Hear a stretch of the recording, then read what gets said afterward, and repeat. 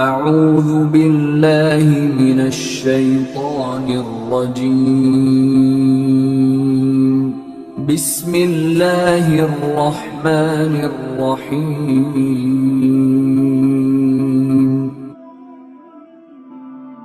معزز سامعین اکرام، اللہ تبارک و تعالیٰ نے جو قرآن نازل کیا نا حضور نبی رحمت صلی اللہ تعالیٰ علیہ وسلم پر، یہ قرآن ہمارے لیے رہنما ہے، ہدایت ہے ہمارے لیے۔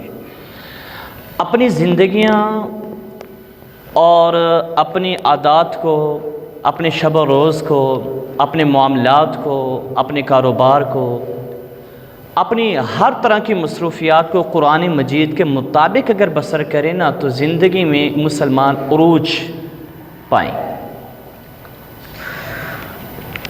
جب بندہ قرآن سے ہٹتا ہے نا، اس کی تعلیمات سے ہٹتا ہے، قرآن کو پس پش ڈالتا ہے، تو پھر ناکامیاں، پریشانیاں، بدحالیاں اور زوال پذیر ہونا مسلمان شروع ہو جاتا ہے۔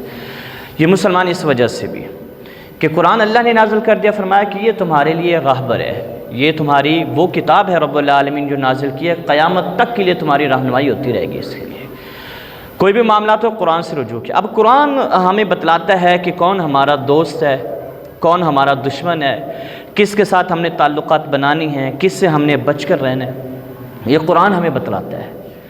آج 1400 سال اور اس سے زیادہ عرصہ ہو چکا، یہ 1445 ہجری جاری ہے۔ قرآن کے نزول کو کتنے سال، یعنی کہ 1450 سال ہو چکے ہیں قرآن نازل ہوئے کو، 15ویں صدی لگی ہوئی ہے۔ اس وقت قرآن نے کہہ دیا تھا، اس وقت کہہ دیا تھا کیا؟ یا ایھا الذین آمنوا، اے ایمان والو، لا تتخذوا الیہود والنصارى اولیاء بعضهم اولیاء بعض۔ یہ قرآن نے 1450 سال پہلے کہہ دیا تھا کہ اے ایمان والو، دوست نہ بنانا یہودیوں کو، والنصارى، نصارہ سے مراد عیسائی ہیں، نہ یہودیوں کو دوست بنانا، نہ عیسائیوں کو دوست بنانا، یہ قرآن نے ہمیں پہلے کہہ دیا تھا۔ وجہ اولیاء بعضهم اولیاء بعضهم اولیاء بعض، فرمایا کہ یہ ایک دوسرے کے دوست ہیں، تمہارے دوست یہ نہیں، تمہارا جب معاملہ آ جائے گا تو یہ اکٹھے ہو جائیں گے تمہارے معاملے کے۔ اور یہی ہو رہا ہے دنیا کے اندر، آپ دیکھ رہے ہیں کہ جب مسلمانوں کا معاملہ آتا ہے نا، مسلمانوں کا معاملہ پہ یہ سارے قوانین بھول جاتے ہیں، ہر چیز بھول جاتے ہیں، جو جنگی اصول ہیں ان کی خلاف ورزیاں بھی کرنا شروع کر دیتے ہیں، ان کو اصولوں کے بھی کیا ہو جاتے ہیں، بھول جاتے ہیں۔ تو ہمارا مسئلہ بھی ہے نا، ہم نے قرآنی تعلیمات کو پیچھے رکھا، ہم نے اپنے مفادات کو ترجیح دی، اپنے مفادات کو جب ہم نے ترجیح دی اور پھر ہمارا مقدر یہی بنا کہ مسلمان ٹکڑے ٹکڑے ہو گیا، مسلمان الگ ہو گیا۔ اب حالت یہ ہو چکی ہے، آپ کے سامنے ہی ہے۔ تو یہ 20 دن ہو گئے ہیں، یہ دنیا کی حالت چل رہی ہے، آپ کے سامنے ہے کہ مسلمانوں کو کاٹا جا رہا ہے، کاٹنے سے مراد مسلمانوں کے اوپر ایسی بمباری کی جا رہی ہے جس میں بچے بھی نہیں بچ پا رہے ہیں، اور خواتین بھی نہیں بچ پا رہی، بوڑھے بھی نہیں بچ پا رہے، مریض بھی نہیں بچ پا رہے، گھر بھی نہیں بچ پا رہے، ہاسپٹلز بھی نہیں بچ پا رہے۔ وہ بغیر امتیاز کے، بغیر فرق کے وہ کیا کر رہے ہیں، بمباری کر رہے ہیں۔ تو یا ایھا الذین، یہ ہمارے دوست کبھی ہو سکتے ہیں؟ جو پہلے قرآن نے فرما دیا ہمارے دوست کبھی بھی نہیں ہو سکتے۔ پچھلے 1-2 جمعہ سے آپ کو تاریخ بتلا رہا ہوں میں کہ کس طریقے سے بیت المقدس پر مسلمانوں کی حکومت رہی۔ مسلمان بیت المقدس میں جب آئے نا، جب مسلمانوں کی حکومت رہی، بیت المقدس میں امن رہا، یہ خود بھی مانتے ہیں۔ حضرت عمر فاروق رضی اللہ تعالیٰ عنہ کا دور خلافت جب آیا تھا تو پہلے ان یہودیوں کو عیسائیوں نے یہاں آنے کی اجازت نہیں دی تھی، وزٹ بھی نہیں کر سکتے تھے۔ پھر جب حضرت عمر فاروق رضی اللہ تعالی عنہ کا دور خلافت تھا، میرے آقا علیہ السلام کی آمد ہوئی، حضور تشریف لے گئے، عمر فاروق رضی اللہ تعالی عنہ نے اس کو اس طریقے سے فتح کیا تھا، میں نے پہلے بھی عرض کی، کوئی خون ریزی نہیں ہوئی تھی، کوئی بھی خون ریزی نہیں ہوئی تھی۔ اور پھر حضرت عمر فاروق رضی اللہ تعالی عنہ سے عیسائیوں نے کہا تھا ان کو یہاں بسنے کی اجازت نہ دی جائے، تو آپ نے یہ چیز تو لکھی تھی کہ یہ بس نہیں سکتے، لیکن ساتھ میں ان کو آنے کی اجازت دے دی تھی کہ یہ آ سکتی ہیں، وزٹ کر سکتے ہیں۔ تو یہ خود مانتے ہیں کہ جب مسلمانوں کی حکومت رہی ہے نا یہاں پر، تو ہمیں کیا ملا، اس کا فائدہ ہوا ہے اور ہم امن کے اندر رہے ہیں۔ لیکن جب ان کے ہاتھوں میں یا عیسائیوں کے ہاتھوں میں بیت المقدس کیا ہے تو خون ریزی ہوئی ہے۔ یہ آپ سماعت کر چکے تھے. حضرت عمر فاروق رضی اللہ تعالیٰ عنہ نے اس کو فتح کیا تھا اور آپ نے اس کو اوپن سٹی ڈکلیئر کر دیا تھا. ہر کوئی آ سکتا تھا زیارت کے لیے اور وہاں جا سکتا تھا. حضرت عمر فاروق رضی اللہ تعالیٰ عنہ کے دور خلافت کے بڑے عرصے کے بعد صلیبی جنگوں میں عیسائیوں نے پھر اس کا کنٹرول حاصل کیا تھا، لیکن سلطان صلاح الدین ایوبی رحمۃ اللہ تعالیٰ علیہ، اللہ اس کی قبر پر کروڑوں رحمتیں نازل کرے، کروڑوں 88 سال کے بعد سن 1187 عیسوی اور 583 ہجری کے اندر سلطان صلاح الدین ایوبی نے اس کا کنٹرول حاصل کیا تھا. اور وہ بھی آپ نے اس طریقے سے کنٹرول حاصل کیا تھا، خون ریزی کو ترجیح نہیں دی تھی، بلکہ سلطان صلاح الدین ایوبی رحمۃ اللہ تعالیٰ علیہ کی پہلی ترجیح یہ تھی کہ بغیر قتل و غارت کے، بغیر خون ریزی کے اس کو کیا کر لیا جائے، فتح کر لیا جائے. اور آپ نے ایسے ہی فتح کیا تھا. لیکن جو مزاحمت کرتے تھے وہ ایک الگ تھا، لیکن جو امن چاہتے تھے سلطان صلاح الدین ایوبی نے ان کا والا طریقہ نہ اپنایا تھا جیسے ٹائٹس نے اپنایا تھا کہ 1,33,000 یہودیوں کو قتل کیا تھا اس نے، اور اتنوں کو قیدی بنایا تھا ٹائٹس نے. حضور علیہ السلام کی بعثت سے 500 سال قبل کی بات ہے، یہ 500 سال. تو اس نے یہ سارا، تو حضرت سلطان صلاح الدین ایوبی رحمۃ اللہ تعالیٰ علیہ نے امن کو اور یہاں تک امن قائم کیا تھا کہ جتنے بھی قیدی بن کے آئے تھے تو قیدیوں کو رہائی نہیں دی جاتی. سلطان صلاح الدین ایوبی کے سامنے یہ سارے صلیبی فوجی کھڑے ہوئے تھے، ان کی قوم کھڑی ہوئی تھی. سلطان صلاح الدین ایوبی نے اس کو فتح کر لیا تھا اور جتنے بھی قیدی یہ سارے سامنے کھڑے ہوئے تھے. آپ نے ان سے کہا تھا کہ تم آج کیا خیال کرتے ہو؟ حالانکہ انہوں نے مسلمانوں کا اتنا خون بہایا تھا جب اس کا کنٹرول حاصل کیا بیت المقدس کا، کہ گلیوں کے اندر اتنا خون تھا کہ جو گھوڑے تھے ان کی سنبے جو تھی وہ خون کے اندر ڈوب چکی تھی. آپ اندازہ کریں کہ زمین بھی کچی، پہلے زمین میں خون پیا، پھر گلیوں کے اندر وہ کیچڑ بنا، اور اتنا خون زیادہ تھا کہ گلی نے بھی پیا، کیچڑ بھی بنا، اس کے باوجود خون تھا. اور مسلمانوں کو کیا کیا تھا؟ انہوں نے شہید کیا تھا صلیبی جنگوں کے اندر، عیسائیوں نے شہید کیا تھا. سلطان صلاح الدین ایوبی نے جب کنٹرول سنبھالا تو آپ نے خون ریزی کو ترجیح نہ دی. آپ نے کہا لیکن ایک بندہ، اس کو تو آپ نے کیا کیا تھا، جو گستاخ رسول تھا اس کو تو آپ نے نہ بخشا تھا. گستاخ رسول کعبے کے پردوں کے اندر بھی ہو تو اس کو بخشا نہیں جائے گا. آپ نے اس کو تو نہیں بخشا تھا، لیکن باقی سامنے تھے. ان سے کہا تمہارا کیا حال کروں؟ اب سارے سامنے تھے تو سارے جب سامنے تھے سلطان صلاح الدین ایوبی، اب وہ یہ سمجھ رہے تھے کہ ظاہر اب ان کے ہم کنٹرول کے اندر ہیں، زیر تسلط ہیں، اب جو یہ حشر کریں گے تو ہم تو دم نہیں مار سکتے. لیکن سلطان صلاح الدین ایوبی نے کمال حضور علیہ السلام کی سیرت پر پیرا دیا، حضور علیہ السلام کے کردار کو اپنایا، اور آپ فرمانے لگے کہ جو قیدی آج مزاحمت نہیں کر رہا نا، میں نے اس کے ساتھ وہی سلوک کرنا ہے جو میرے آقا نے مکہ والوں کے ساتھ کیا تھا، آل قریش. اور ساروں کو معاف کر دیا، سائن کرتے، ایگریمنٹ کرتے، اور ساروں کو کیا کر دیتے؟ آزاد کرتے. سلطان صلاح الدین ایوبی رحمۃ اللہ تعالیٰ علیہ آپ کے کنٹرول میں آیا. اس کے بعد کا جو معاملہ تھا وہ پھر آپ کے کنٹرول میں آنے کے بعد 761 سال تک یہ بیت المقدس مسلمانوں کے زیر کنٹرول رہا. اور مسلمان آتے تھے وہاں، مسلمان تو تھے ہی ادھر، اور باقی لوگ بھی آتے تھے، لیکن یہودی در بدر تھے. یہ ایسی قوم ہے نیچرلی طور پر، فطرتی طور پر یہ شرارتی قوم ہے. یہ فطرتی طور پر شرارتی قوم تھی. یہ جہاں بھی جاتے تھے تو کیا کرتے تھے؟ شرارتی کرتے تھے. انبیاء علیہ السلام کو شہید کیا انہوں نے قرآن میں بغیر حق کے بارے میں، یعنی قتلهم الانبیاء بغیر حق. انہوں نے انبیاء علیہ السلام کو ناحق قتل کیا، وہ قرآن مجید کے اندر ہے. اس کی وجہ سے وَضُرِبَتْ عَلَيْهِمُ الذِّلَّةُ وَالْمَسْكَنَةُ، اللہ تبارک و تعالی نے ان پر ذلت اور محتاجی کو نافذ کر دیا تھا، لاگو کر دیا تھا، ان کے اوپر ڈال دی تھی، ان کے اوپر ذلت اور محتاجی. یہ در بدر بھٹک رہے تھے، در بدر یہودی. میں سبق آج بھی پڑھا رہا تھا، سورۃ القصص ہے، اس میں ہے فَلَمَّا جَاءَهُمُ الْحَقُّ مِنْ عِنْدِنَا قَالُوا لَوْلَا أُوتِيَ مِثْلَ مَا أُوتِيَ مِنْ قَبْلُ أَوَلَمْ يَكْفُرُوا بِمَا أُوتِيَ مُوسَىٰ مِنْ قَبْلُ قَالُوا سِحْرَانِ تَظَاهَرَا وَقَالُوا إِنَّا بِكُلٍّ كَافِرُونَ. یعنی یہ جہاں بھی جاتے تھے نا، اب نبی علیہ السلام کی تشریف آوری ہوئی. اللہ تبارک تعالیٰ نے فرمایا کہ اگر ہم ان کفار مکہ کو بغیر ہم نبی بھیجے کے اگر پکڑ کرتے تو یہ کہہ سکتے تھے کہ اے مالک ربنا ارسلتا الینا رسولا فنتبع آیاتک من قبل، اے مالک اگر تو ہمارے پاس رسول بھیجتا، ہمارے پاس نبی آتا تو فنتبع آیاتک، ہم تیری آیتوں کی پیروی کرتے، ونکون من المؤمنین، اور ہم ایمان لاتے، لیکن فلما جاءہم الحق من عندنا قالوا لولا اوتی مثل ما اوتی موسیٰ من قبل، جب اللہ نے نبی علیہ السلام کو ان کے ہاں بھیجا نا مکہ کے میں، حضور تشریف لے آئے، حضور آ گئے، جب تو حضور تشریف لے آئے تو اب مکہ والوں کے پاس یہ تو عذر نہ رہا کہ نبی تو آ گیا، ہم انکار کیسے کریں، تو یہودیوں سے پوچھا، تو یہودیوں نے پتا کیا کہا، اس نبی سے یہ بات کہو کہ آپ کو اللہ نے وہ معجزات کیوں نہیں عطا کیے جو موسیٰ علیہ السلام کو عطا کیے تھے۔ اب آگے رب العالمین نے بھی پھر بتلایا کہ وہ کہنے لگے کہ آپ اپنے نبی سے جا کر کہو آپ کو ید بیضا اور عصا اور پھر حضرت موسیٰ علیہ السلام کا جو باقی معجزات تھے وہ اللہ نے آپ کو وہ کیوں نہیں عطا کیے، اگر آپ نبی ہیں تو وہ عطا کیے جاتے ہیں۔ رب نے بھی جواب دیا اپنے محبوب کی طرف سے، اولم یکفروا بما اوتی موسیٰ من قبل، رب نے فرمایا یہ یہودی جو کفار مکہ کو پٹیاں پڑھا رہے ہیں، ان کو نبی علیہ السلام کی نافرمانی پر اکسا رہے ہیں، ان یہودیوں سے یہ پوچھو جب موسیٰ علیہ السلام نشانیاں لے کر آئے تھے تو اولم یکفروا، کیا تم نے انکار نہیں کیا تھا ان کا؟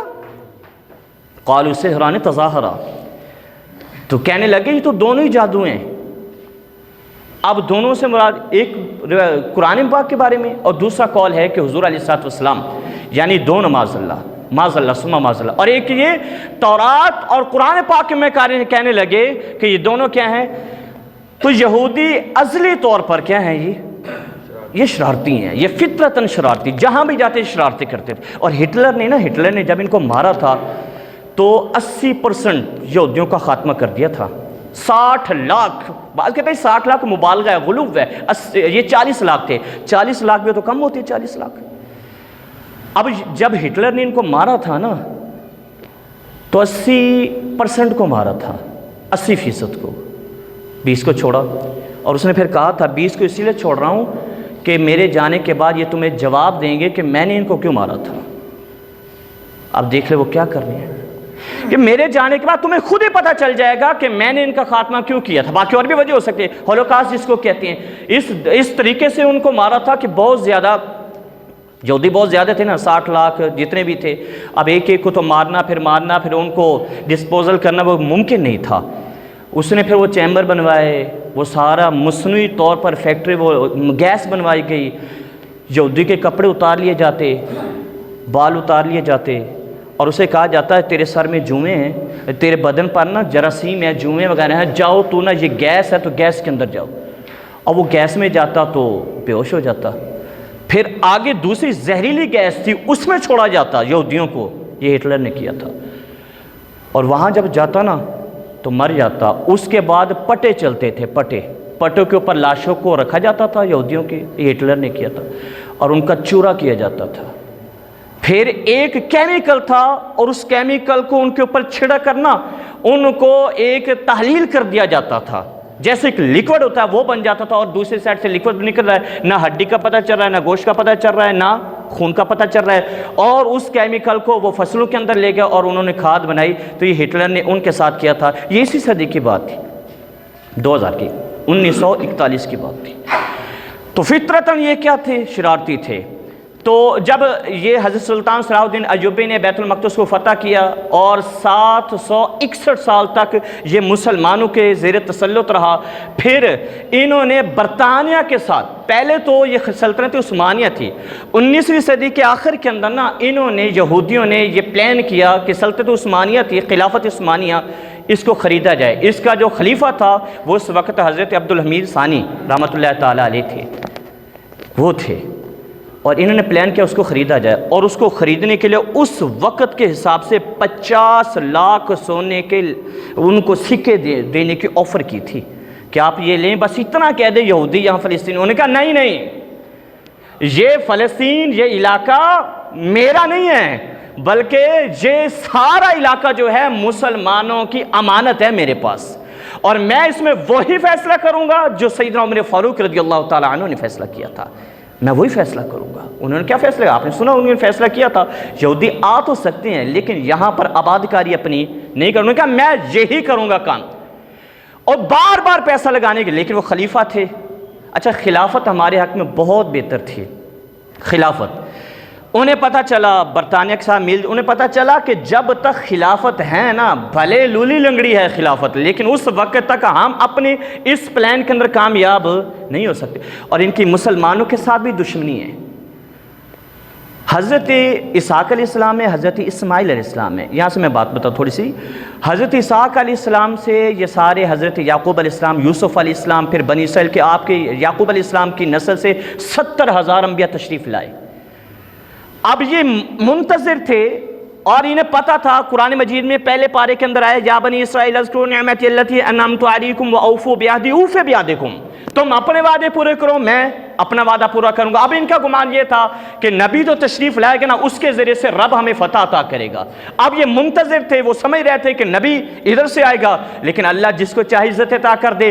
آخری نبی علیہ السلام ہمارے آقا حضور سرور کائنات تاجدار مدینہ صلی اللہ تعالیٰ علیہ وسلم حضرت اسماعیل کی نسل سے آ گئے، حضور تشریف لے آئے۔ اب ان کو یہ بات ہضم نہ ہوئی، حضور علیہ السلام کے پیچھے انہوں نے کہا جی انبیاء تو ہماری نسل سے آ رہے تھے، اب حضور جب ان کی نسل سے، تو یہ بھی بات ان کو ہضم نہ ہوئی۔ بجائے اس کے کہ حضور پر ایمان لاتے تو نبی علیہ السلام کی نبوت کا انہوں نے کیا کر دیا؟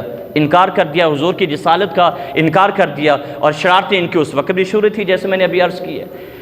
بہرحال یہ چلتا رہا۔ سلطان صلاح الدین ایوبی نے 161 سال تک مسلمانوں کے زیر تسلط رہا۔ برطانیہ کے ساتھ پھر انہوں نے گٹھ جوڑ کیا۔ برطانیہ سے انہوں نے کہا کہ تم ہماری حمایت کرو، ہم تمہیں فلسطین میں آباد کریں گے۔ جب سلطان خلیفہ نے سلطنت عثمانیہ کے عبد الحمید ثانی نے رحمۃ اللہ تعالیٰ علیہ نے کوڑا جواب دے دیا ان کو، پھر انہوں نے برطانیہ سے گٹھ جوڑ کیا 1917 کے اندر، اور پھر ایک معاہدہ ہوا جسے بالفور معاہدہ کہا جاتا ہے، بالفور معاہدہ، کہ پھر اس معاہدے کے تحت انہوں نے برطانیہ سلطنت عثمانیہ کو برطانیہ نے ختم کیا۔ پھر سلطنت عثمانیہ ختم ہو گئی، اور پھر یہ جب اس کے ٹکڑے ٹکڑے ہو گئے، پھر ان کو یہاں آنے کا ایک موقع ملا۔ یوں نے بھی ایک رہا کہ کچھ حصے میں فلسطینی رہیں، یہ مسلمان رہے، اور کچھ میں یہودی رہیں۔ اب مسلمانوں کے گوارا نہیں تھا۔ بہرحال یہ بڑھتے بڑھتے بڑھتے بڑھتے 1948 کے اندر انہوں نے اپنی ریاست ڈکلیئر کر دی، اعلان کر دیا یہودیوں نے یہ فلسطین کے اندر کہ یہ حصہ ہمارا، اور اپنا ریاست کا اعلان کر دیا۔ لیکن اس وقت عربوں کو قبول نہ ہوا، اس کے مقابلے کے اندر عرب آئے، لیکن کیا ہوا؟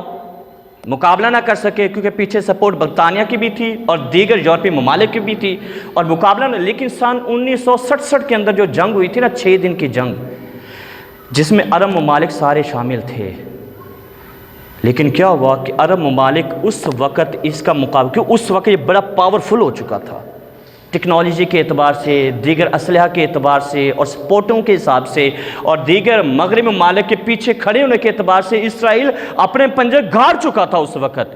اور سن 1967 میں 6 دنوں کے اندر محض عرب ممالک کو اس نے کیا دے دی؟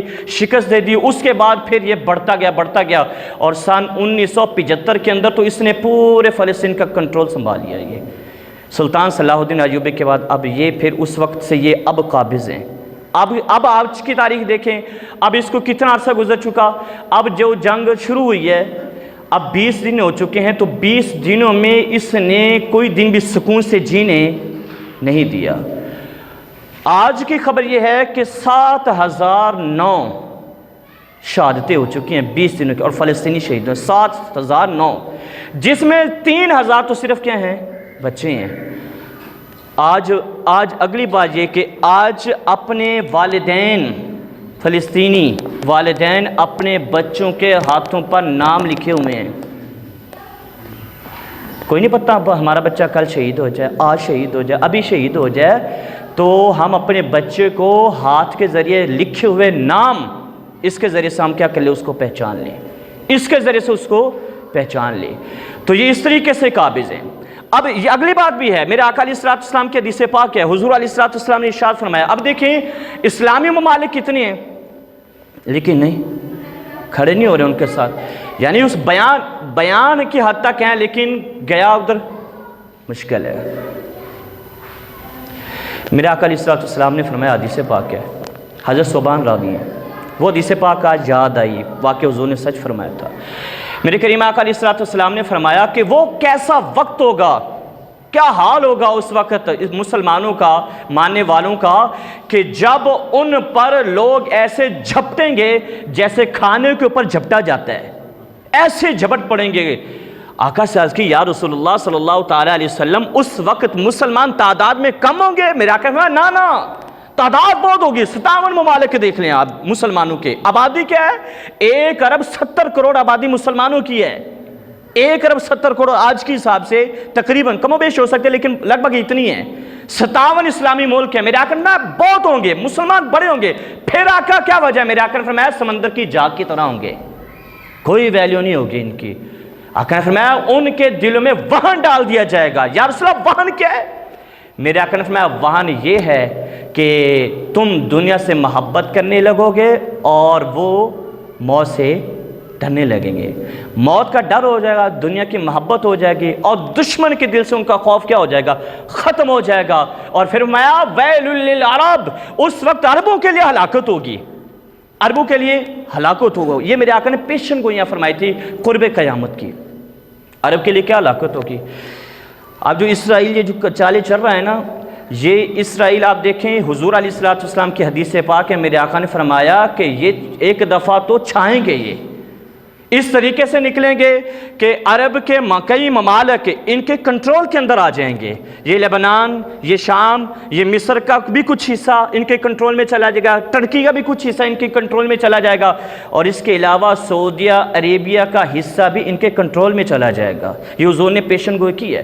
اور میرے آقا نے ایک اور حدیث پاک کے مطابق میرے حضور نے فرمایا اتنی خونریزی ہوگی، اتنی خونریزی ہوگی کہ کسی عربی کے 100 بچے ہوں گے نا تو کیا ہو جائے گا؟ 999 شہید ہو جائیں گے، ایک بچے گا، 1000 بچے ہوں گے تو 999 کیا ہو جائیں گے؟ شہید ہو جائیں گے صرف۔ اور میرے آقا نے فرمایا اتنی خون، یہ اب قیامت، قرب قیامت ہونے والا ہے، یہ آثار نظر آ رہے ہیں، انہوں نے مکمل تیاری کر کے رکھی ہوئی ہے، ان کے پلان ہے، مشن ہے، ہمیں نہیں معلوم، لیکن وہ اپنے پلان کے مطابق کیا کر رہے ہیں؟ عمل کر رہے ہیں۔ یہ جو ہیکل سلیمانی جسے ٹیمپل کہا جاتا ہے، یہ قرب قیامت کی یہ بھی نشانی ہے کہ یہ 3 دفعہ، 2 دفعہ مسمار کیا جائے گا، پھر تیسری دفعہ پھر بنایا جائے گا، اور فرمایا کہ 3rd ٹائم یہ بنایا جائے گا، یہ ہیکل سلیمانی ٹیمپل جس کو کہتے ہیں، اور یہ قرب قیامت ہو۔ اب 2 دفعہ یہ بن چکا ہے۔ پہلے بائبل کے بادشاہ نے اس کو کیا کیا؟ مسمار کیا تھا، پھر ٹائٹس نے اس کو کیا کیا تھا؟ مسمار کیا تھا، اور اس کے بعد پھر دیکھیں اب یہ تیسری دفعہ اس کے بنانے کی کیا ہو رہی ہے؟ تیاری ہو رہی ہے۔ اور مسجد اقصی قبۃ الصخرہ، ابھی قبۃ الصخرہ کیا ہے؟ آپ کو جو پیلا سا گنبد نظر آتا ہے نا، وہ مسجد اقصی نہیں ہے، وہ قبۃ الصخرہ ہے، چٹان ہے، وہ چٹان ہے جس کے اوپر پیلا سا کیا ہے؟ گنبد ہے، ڈوم آف دا راک بھی اس کو کہتے ہیں، وہ ہے۔ ان کا پلان یہ ہے کہ یہ مسجد اقصی کو بھی گرانا چاہتے ہیں، اور اس کو بھی قبۃ الصخرہ کو بھی گرانا چاہتے ہیں، اور نئے سرے سے ٹیمپل، اور بارودی سنگیں آلریڈی بچھا چکی ہیں نیچے یہ، اور کئی دفعہ تو تاریخ کے اندر موجود ہے انہوں نے آرٹیفیشل زلزلے بھی استعمال کیے ہیں مسجد اقصی کو گرانے کے لیے، آرٹیفیشل زلزلے استعمال کیے ہیں انہوں نے۔ اور میرے آقا کی حدیث پاک ہے اتنی خونریزی ہوگی، اتنی لاشیں ہوگی روئے زمین کے اوپر کہ ایک پرندہ اڑنا شروع کر دے گا اور وہ لاشوں کے اوپر اترنا نہ چاہے گا، نہیں اترنا چاہے گا۔ یہ وہ پرندہ جو نفیس ترین ہوگا۔ ایک تو وہ پرندے نا جو گدھ ہیں، جو مردار کھاتے ہیں، وہ تو اتریں گے، وہ تو کھائیں گے، اتنی خونریزی قرب قیامت، اور اس کی ابتدا ہے، یہ ابتدا ہے اس کی۔ میرے آقا نے فرمایا وہ پرندہ اڑنا شروع کر دے گا، اڑتا جائے گا، اڑتا جائے گا، وہ ڈھونڈے گا زمین کہ کہیں مجھے کوئی زمین ملے لاشوں کے بنا اور میں وہاں اتر جاؤں۔ میرے آقا نے فرمایا اسے کوئی زمین نہیں ملے گی، تھک ہار کر وہ کسی لاش کے اوپر ہی جا کر گرے گا۔ یہ قرب قیامت ہوگا۔ پھر سے سارا ان کے کنٹرول، اور ان کا یہ بھی پلان ہے کہ جو مسیح دجال آنے والا ہے وہ ہمارا رہنما ہوگا، اس کے ذریعے سے بول بالا ہوگا، ہم دنیا پر حکومت قائم کریں گے اور پوری دنیا پر کیا کریں گے؟ یہ یہودیت ہوگی، صہیونیت ہوگی، اور ہمارا بول بالا ہوگا۔ یہ دجال کی بھی تیاری کر چکے ہیں یہ، اور دجال کی تیاری میں تو یہاں تک پڑھا کہ جس علاقے سے دجال نے فرار ہونا ہوگا نا، اس علاقے میں اس کے فرار ہونے کے لیے یہ ایئرپورٹ بھی بنا چکے ہیں۔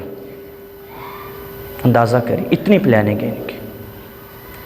اور جو درخت غرقد کا درخت ہے نا، ان کو پناہ دے گا، اس کو بڑی تعداد کے اندر لگائے جا رہے ہیں۔ بڑی تعداد میں غرقت کے درخت کو لگائے جا رہے ہیں، لیکن مسلمانوں کے لیے میرا کہنا ہے کہ ویل للعرب، عرب یہ کام نہیں کر سکیں گے۔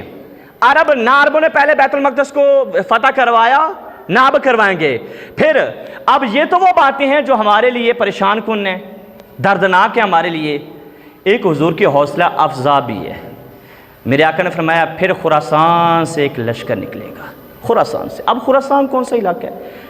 خراسان میں نا پاکستان کا بھی ایک حصہ شامل ہے، مالا کنڈ کا حصہ یہ خراسان میں یہ بھی ہے اس کے، اور اس کے علاوہ افغانستان کا علاقہ یہ بھی اس میں شامل ہے، اور ایران کا علاقہ یہ بھی اس میں شامل ہے، اور رشیا کا علاقہ یہ بھی اس میں۔ یہاں سے ایک لشکر چلے گا، اور یہ لشکر امام مہدی کی سربراہی کے اندر چلے گا، اور کالے جھنڈے ان کے ہاتھ میں ہوں گے، اور فرمایا کہ یہ لشکر چلتا جائے گا اور جا کر کہاں جھنڈے گاڑے گا؟ سیدھا بیت المقدس کے اندر جھنڈے گاڑے گا۔ یہ اینڈ ہوگی اس وقت بیت المقدس میں اپنی، اور ان کو کوئی بھی نہ روک سکے گا اس وقت، کوئی بھی نہ۔ پہلے یہودی چھائیں گے، لیکن بعد کے میرے آقا امام مہدی آئیں گے، حضرت جناب عیسیٰ علیہ السلام آئیں گے، وہ ان کے خلاف جنگ کریں گے۔ امام مہدی کی سربراہی میں لشکر چلے گا، خراسان سے لشکر نکلے گا، خراسان سے۔ فرمایا کہ یہ لشکر جا کر جھنڈے گاڑے گا بیت المقدس میں، اور پوری دنیا میں اسلام پھیل جائے گا۔ اس وقت پوری دنیا میں کیا ہوگا؟ لیکن یہ کرنا پڑے، یہ کیسے ہوگا؟ یہ جہاد کے ذریعے سے ہوگا، بغیر جہاد کے نہیں، یہ ہمت سے ہوگا، یہ جہاد کے بنا نہیں ہوگا۔ لیکن آج کل کہاں جہاد؟ میرا کہنا وہاں ڈال دیا جائے، بھول جاؤ گے جہاد کو، ہر چیز بھول جائے گی۔ لیکن جہاد ایسی چیز ہے، میں حدیث پاک پڑھ رہا تھا، میرے آقا صلی اللہ علیہ وسلم کی حدیث پاک کے حضرت انس راوی ہیں، فرمایا جب لوگ جنت میں پہنچ جائیں گے نا، جب جنت کی نعمتیں دیکھیں گے اور جنت کے اندر عیش و آرام دیکھیں گے، اللہ رب العالمین کا دیدار ہوگا، وہ ساری نعمتیں مل جائیں گی، کوئی واپس نہیں آنا چاہے گا دنیا میں۔ اتنی نعمتیں ملیں گی، کوئی واپس، یا رسول اللہ کوئی ہے جو واپس ان کی تمنا کرے گا؟ ہے ایسا کوئی؟ فرمایا ایک بندہ واپس آنے کی دنیا میں تمنا کرے گا، جنت میں پہنچ کے واپس آنے کی۔ یا رسول اللہ وہ کون ہوگا؟ میرے آقا نے فرمایا وہ شہید ہوگا جو اللہ کی راہ میں اپنی جان قربان کرتا ہوگا، شہید۔